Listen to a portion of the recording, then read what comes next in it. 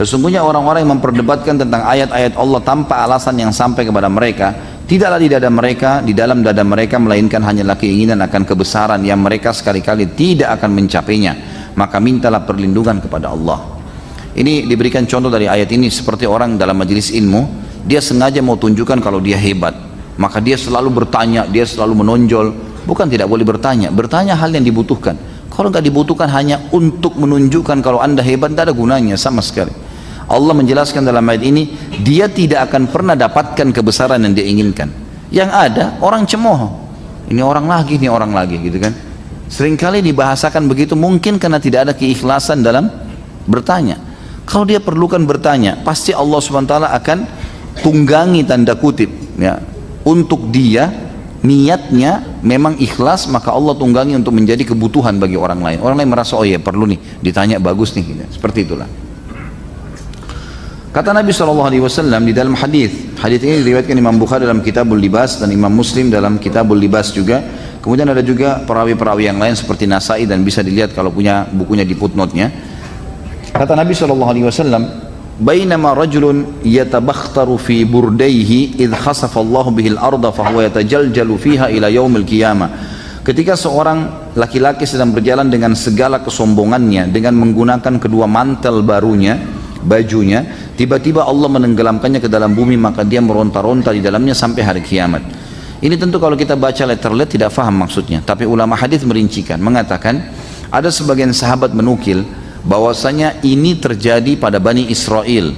Dulu ada pernah orang sombong, kemudian dia jalan, lalu Allah Subhanahu wa taala karena kesombongannya ditenggelamkan ke dalam bumi dan dibiarkan oleh Allah Subhanahu wa taala meronta-ronta, gitu kan, sampai terjadi hari kiamat baru dicabut ruhnya. Ya, disiksa oleh Allah Subhanahu wa taala. Ada juga pendapat di antara mereka yang mengatakan ini terjadi pada umat Muhammad SAW dan bisa terjadi pada siapapun yang seperti itu. Sengaja jalan dengan baju barunya, menganggap remeh semuanya orang. Sengaja keluar dengan kendaraannya yang baru, lalu keluarnya niatnya bukan karena menikmati mobil baru, bukan. Untuk menunjukkan kalau dia hebat bisa membeli mobil sekian harganya. Untuk apa ini semua?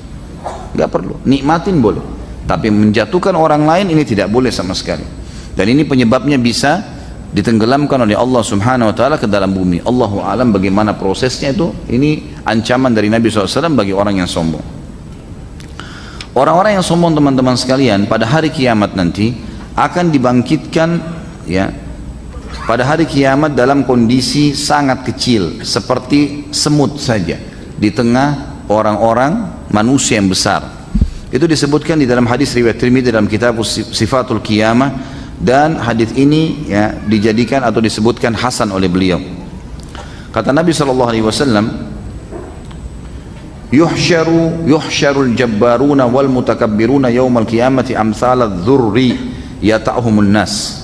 Orang-orang yang congkak dan sombong akan dikumpulkan pada hari kiamat bagaikan semut-semut hitam kecil yang akan diinjak-injak oleh manusia. Jadi manusia kayak tidak lihat dia di mahsyar, diinjak-injak tapi tidak mati. Itu sebagai hukuman sebelum kiamat, sebelum masuk neraka. Ini di mahsyar seperti itu hukumannya.